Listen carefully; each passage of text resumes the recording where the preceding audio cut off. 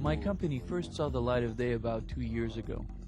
In 1988, I was working for various government agencies, and in '89, I decided to get started in the private sector.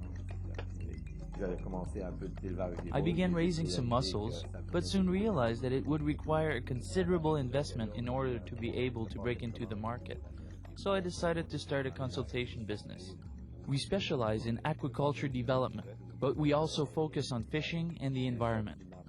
Consulting generated enough income to allow us to make the initial investment towards raising mussels. In 1997, we entered the commercial market with our mussels, and in 1999 we started raising oysters, about 2.5 million of them.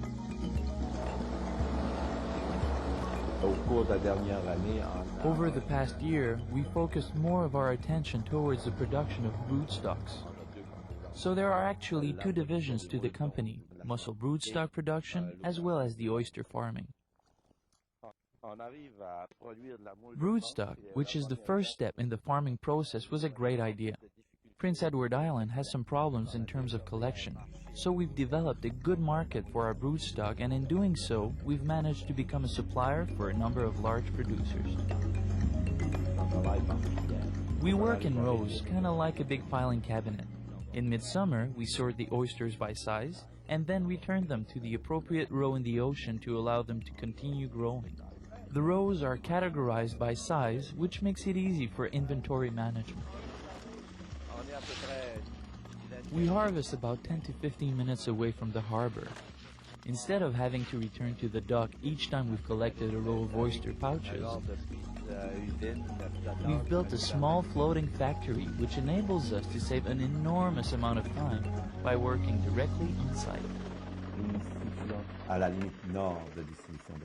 We're situated at the north limit of the oyster growing region.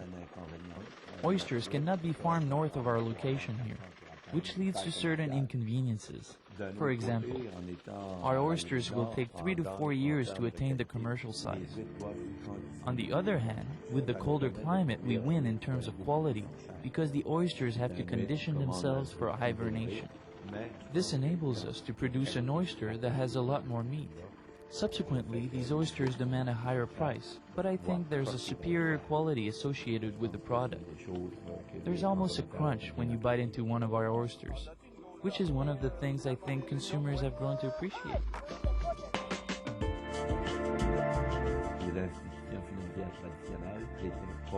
Traditional financial institutions weren't convinced about this type of business and its potential, so we had to turn to government agencies like ACOA, the Atlantic Canada Opportunities Agency. They decided to integrate our broodstock as inventory, which could be leveraged as collateral. Without their participation, as well as that of the local Business Development Corporation, we would have never made it as far as we have. To date, I have invested about $150,000 and a great deal of time attracting support in terms of the development of our oyster farm, and I'm not finished yet. It will probably take another year of injecting money into the business before the production cycle becomes self-sufficient.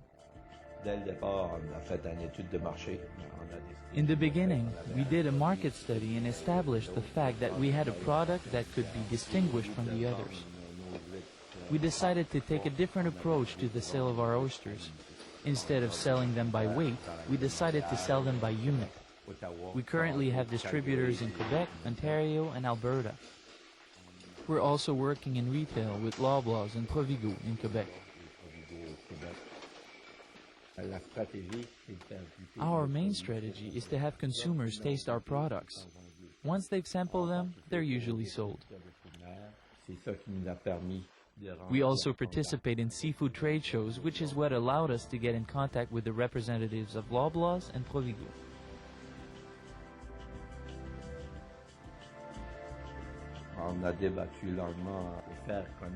We struggled for a while in trying to get our name recognized, so we decided to produce some promotional materials. Our brochure, website, and technical documents all brought excellent results. Maison Beausoleil is starting to become a recognized brand name. And I would say that in 5 years, our market presence will be one worthy of envy. We're doing well in the direction that we've taken. And by continuing to maintain our marketing strategies, I believe that we will be able to achieve our goals.